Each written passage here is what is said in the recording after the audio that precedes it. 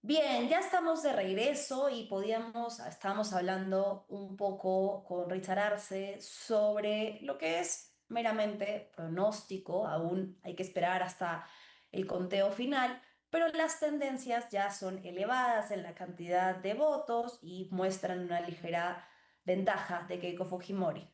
Es cierto, hay que esperar hasta el final, pero también podemos irnos colocando en las posibles situaciones en las que estaríamos de ganar uno o de ganar otro de los candidatos y de los riesgos que identificamos, en particular en este análisis que hemos hecho con Richard Arce, en un posible gobierno en el que retorne el Fujimorismo al poder.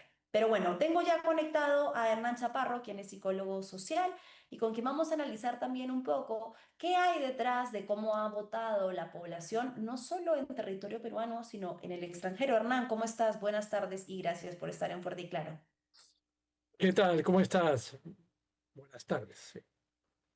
Bien, Hernán, justo tú hablabas un poco en redes sociales de lo que se viene en los próximos días, ¿no? Una vez contados los bolsones del territorio nacional, a medida que empezaban a llegar también los del extranjero, la pelea iba a trasladarse un poco hacia los jurados electorales especiales, ¿no? Y señalabas que había que prestar atención a estas mesas y al trabajo de los personeros. Cuéntanos un poco para que la ciudadanía pueda estar plenamente informada qué es lo que se viene y cómo van a proceder estos jurados. Bueno, lo que hay son alrededor de 1.500 mesas, para hacer números sencillos, que durante el proceso de conteo de actas, los personeros que están en las mesas han hecho algún tipo de observación, ¿no? Que suelen ser errores, lo que se llama errores materiales, que no cuadra la suma. En general, para ponerlo en sencillo, en su gran mayoría, problemas menores, digamos, pero que, digamos, no, no cumplen, digamos, con todos los requisitos. Entonces se observan y esa acta está el resultado, no es que no se sepa, sí está, ¿no? Es más, se digita, o está, perdón, no está digitado, pero está subida al sistema, se puede consultar. eh, y pasan en primera instancia a los jurados electorales especiales. Eventualmente, si leen JEE, es eso, que son alrededor de 30 aproximadamente. Ujú. Eh, entonces, y en cada uno de estos hay, está constituido por alguien del jurado nacional, alguien del Colegio de Abogados, alguien elegido al azar de la sociedad civil. Hay un cuarto, me parece, que no me acuerdo ahorita el miembro.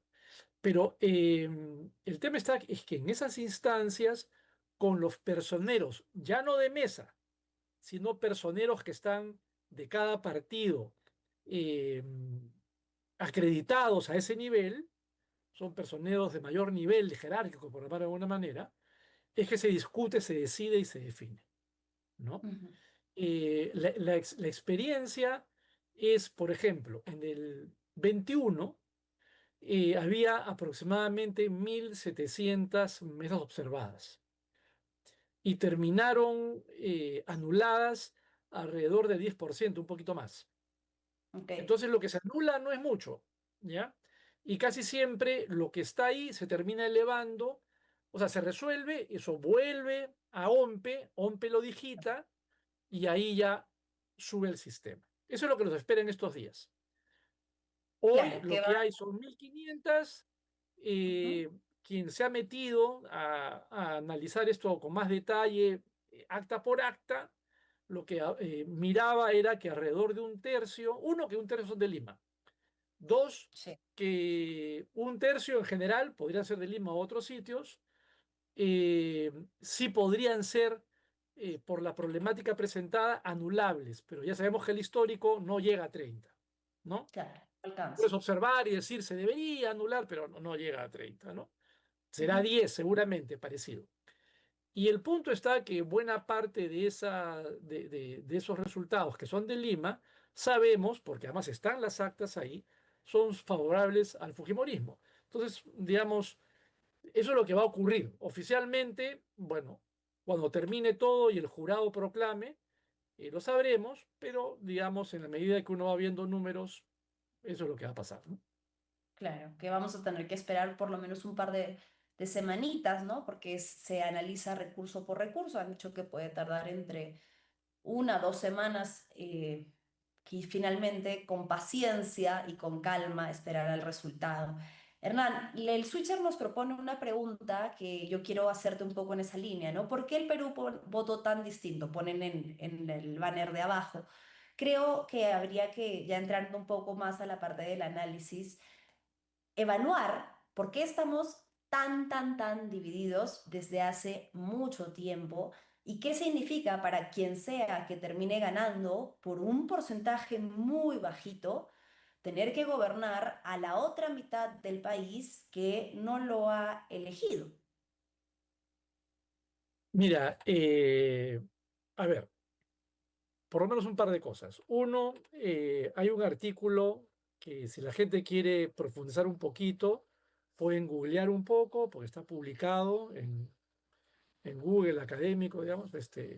Es un artículo de Rodrigo Barnechea con Daniel Encinas, que muestran cómo desde hace varias elecciones y varios años hay un proceso donde el sector más excluido de la economía, eh, territorialmente ubicado en la sierra principalmente, Ujú, y con una, bueno, y yo añadiría, y con una percepción de siempre verse marginado y excluido de las eventuales bonanzas económicas, eh, que pueden llevar un poco más de dinero, pero no mejores servicios del Estado, ujú, hace que esa población que se siente marginada termine votando siempre por alguien que percibe que los representa. Y eso ha ido aumentando cada vez más. Y acá cito a Barnechea, desde los 80 digamos, en los cuales ya todo el mundo vota, ¿no? Porque hasta antes de los 80 los alfabetos no votaban, hasta el 40 las mujeres no votaban. Entonces, en la medida que se ha ido democratizando, digamos, el voto, ujú, esa demanda se expresa cada 5 años, ¿no? Y el problema está que los sectores que muchas veces terminan ganando, o el sector empresarial, cada 5 años comienza a acordarse de que el pequeño empresario es muy importante, que nadie quede excluido, ¿no? Y ni bien termina las elecciones, todo el mundo agarra, pasa la página y se dedica a otra cosa, ¿no? Entonces, yo te diría que lo que hay es una demanda de inclusión, o sea, hay una demanda de ciudadanía, y contra todo el terruqueo existente y toda la acusación de voto comunista, lo que hay es más bien gente que quiere ser incluida en el sistema económico y que si vota por alguien que se presenta como crítico, no es necesariamente porque esté apoyando una determinada ideología, sino lo que está apoyando es alguien que expresa una voz de protesta, principalmente, y de demanda de inclusión. Y eso es lo que tenemos todo el rato, ¿no? Hemos tenido todo el rato. claro, alguien que represente de alguna manera un poco de contrapeso a ese poder económico y político que tanto los excluye, ¿no? Del que no se sienten partícipes, en el que no se sienten importantes, considerados y que de repente, quizás como tú señalas, puede parecer una oportunidad, una voz de esperanza. Qué triste que lamentablemente tenga que ser así y que no reúna, un candidato no logre reunir, ¿no? Las urgentes necesidades pendientes de una población muy importante del país. Te quería preguntar Pero, en pero, ese sentido, pero, Daniela, permíteme una cosita. Eh, a ver, el, el, el, que no solamente es, mira, es la exclusión económica, que lo es, y es una exclusión, vamos a llamarle social, en sentido eh, eh, de servicios, ¿no? pero Sí, también es una exclusión cultural. O sea, somos un país inmensamente racista, ¿no es cierto? Basta ver así las es. redes en estos momentos. Ujú. Y buena parte de esa protesta es también una demanda de inclusión identitaria, de étnica, ¿no? Oye, yo soy tan ciudadano como tú, ¿no? Claro. Seré andino, mestizo o muy serrano, pero yo no me dejo que me traten, choleándome, marginándome y insultándome por cómo soy. Entonces yo creo que también hay ahí una demanda que expresa diferentes aspectos de la exclusión, ¿no? No solamente lo económico o de servicios estatales, digamos. No, tengo claro que es también de a quien pueden percibir que quizás comparte etnia, origen y que reivindica eso, ¿no? Creo que no solamente se refleja en los candidatos, sino en sus votantes, porque el votante de Keiko Fujimori, cuando hace muy poco no estaba ella puntera en el conteo, sacó a flote todo lo que se había estado medio que guardando a lo largo de la campaña para no entorpecerla, y lo primero que salió fue toda esta peste racista, clasista que le dice al otro: tú no deberías tener el mismo derecho que yo a votar porque yo voto mejor que tú, porque tú eres esto, porque tú eres indio, cholo, indígena, todas las barbaridades que hemos leído en un país multicultural. Hablando de quienes se oponen al fujimorismo, Hernán, se ha hablado mucho del antifujimorismo, que se solía decir que era el partido político más importante del Perú, y hay quienes dicen, bueno, parece que estas elecciones no fue tan fuerte, se avivó muy tarde. ¿Cómo ves tú este voto en contra de lo que representa el legado Fujimori? Mira, el antifujimorismo yo creo que se debilita básicamente por dos motivos. Uno primero, porque de anti no puedes construir nada, ¿no? O sea, el anti puede ser el punto de partida, ¿no? Para construir alternativas, pero no te puedes pasar 30 años o 20 años solamente de anti, ¿no? Entonces, ahí hay una responsabilidad de quienes se han opuesto desde el 2000, ¿no? 2001, o incluso antes, la verdad. Pero finalmente, con la caída del Fujimorismo, quienes se plantearon como alternativas, ¿no? Entonces, a ver, vamos a hacer un listado rápido de quién ganó, ¿no? Toledo en la cárcel y su partido ya no existe. Humala Ujú, en la cárcel y su partido ya no existe, ¿no? Kuczynski, su partido no existe. Castillo, que era un invitado a la verdad de Perú Libre, cuyo partido desaparecerá, ¿no? ujú, Entonces, digamos, los intentos de construir algo de manera partidaria, más allá de las pasiones, de la rabia, el anti, voy a votar contra ti, ya, pero la capacidad de organizar esa rabia en algo constructivo o algo que sea políticamente consistente, pues le fue mal, ¿no? Primer punto. Y lo segundo es que el gobierno de Castillo, que llegó al poder también, digamos, con un porcentaje bajo, como ahora Keiko Fujimori, ujú, pero que era la expectativa, ¿no? Alguien que viene del pueblo, qué sé yo. Eso, digamos, generó cierta expectativa en ese espectro, digamos, antifujimorista, pero luego los actos de corrupción durante Castillo, la repartija de cargos, ¿no es cierto? Incluso el comportamiento, diría yo, de Perú Libre en el Congreso, mm, generó una división en ese antifujimorismo, un antifujimorismo que tiene gente de centro izquierda y gente de izquierda.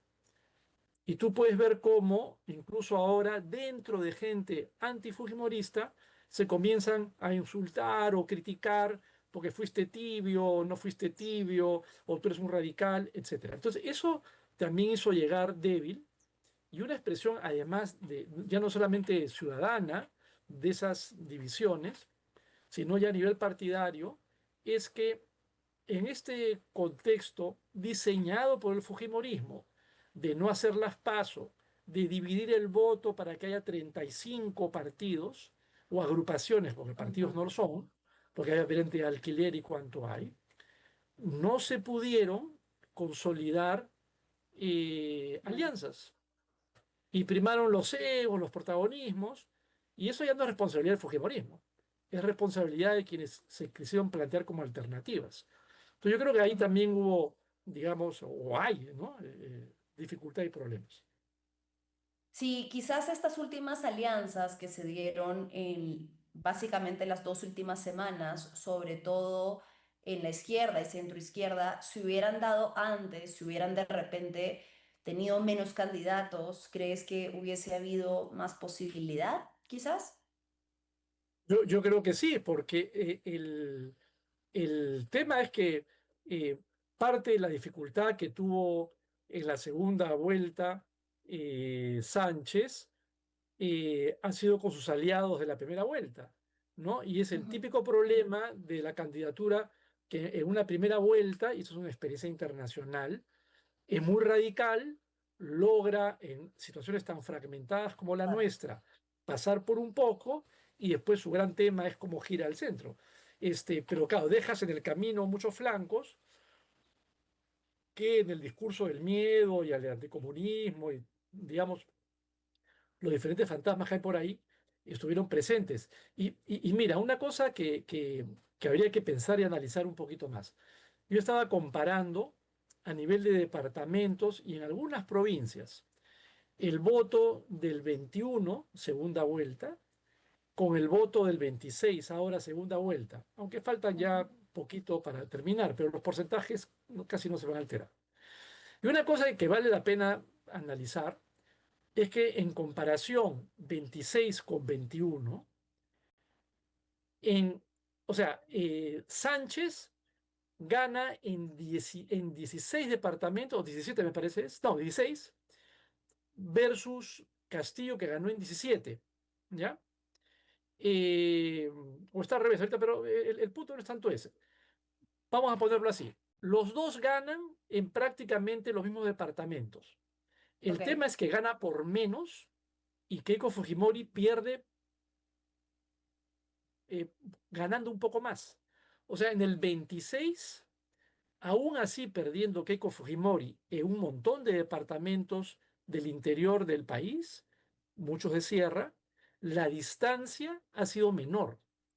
O sea, Ujú, algo hay que analizar ahí porque la performance de Sánchez, sobre todo en el sur del país, en la Sierra Sur, no fue como la de Castillo. Sin embargo, le fue mejor en el norte, en la costa norte, que en el 21.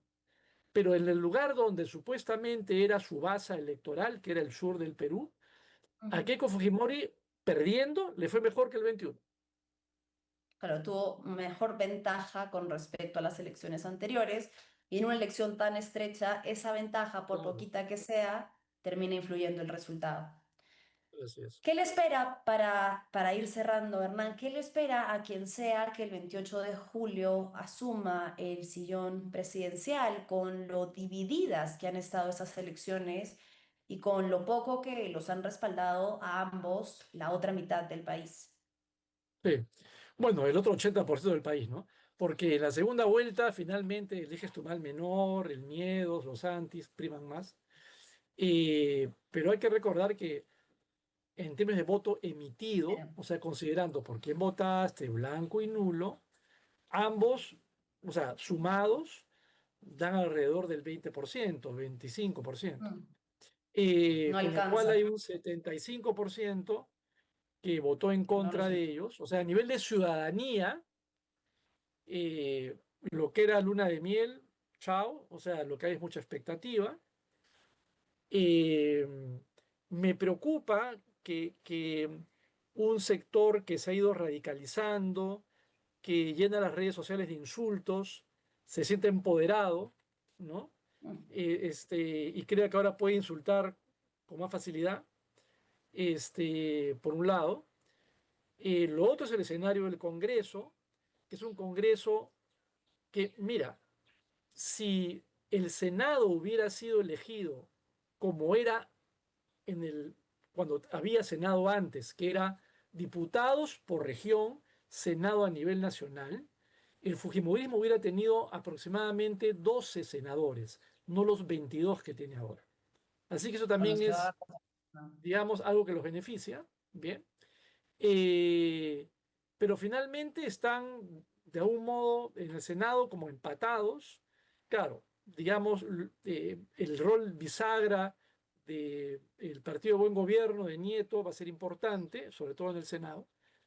Y en diputados también están más equilibrados. Entonces, eh, uno, digamos, podría pensar que el Fujimorismo, la primera tendencia va a ser actuar como siempre, va a comenzar a copar instituciones, por ejemplo, el sector educación, sospecho que va a querer borrar todo lo que sea memoria respecto al fujimorismo desde los 90 y cosas por el estilo. En lo económico buscarán ser más liberales o liberar más el mercado, vayan a saber, porque también ha habido mucha prebenda cuando han estado en el Congreso. Pero, digamos, ya quedará y queda en la cancha de la oposición organizarse eh, y conectar con la ciudadanía, ¿no? Porque finalmente ese es el tema que queda pendiente para todos, ¿no? O sea, no va a ser un gobierno fácil, en síntesis. Creo que va a ser bastante intenso. Y si ese antifujimorismo se había diluido, yo creo que en alguna manera se va a reactivar y veremos qué pasa con eso, porque de nuevo, ¿no? Del humor o el mal humor, si quieres, tiene que salir algo un poquito más creativo, ¿no? Y no quedarse solamente en la queja, ¿no? Organizar. Sino en construir alternativas, ¿no? De acuerdo, de acuerdo. Muchísimas gracias, Hernán, y espero volver a tenerte pronto por aquí. Bien, gracias a ti. Bien, ha sido Hernán Chaparro y sí, efectivamente. Nada está dicho, señoras y señores. Nos quedan un par de semanitas de esta angustia electoral. La tendencia se muestra ligeramente favorable para Keiko Fujimori. Eso es fácilmente comprobable si usted tiene en el celular la página de OMPE abierta todo el tiempo y las preocupaciones ya es razonable ir hablando de ellas, sobre todo para mí, bueno, Hernán hablaba de un futuro copamiento de las instituciones copadas ya están, tienen la Junta Nacional de Justicia, tienen el Tribunal Constitucional, tienen el Ministerio Público. Tienen una mayoría congresal fuerte, que aunque haya quienes insistan en equiparar la nueva distribución del Senado y Cámara de Diputados, no nos consta que vayan a realmente actuar de manera como una coalición o de manera unitaria.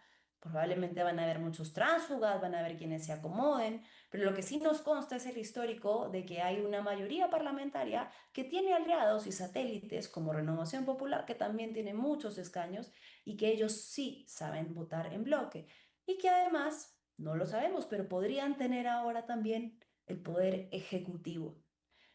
Y ante eso, pues queda memoria, memoria y resistencia y paciencia por el momento ante lo que pueda suceder.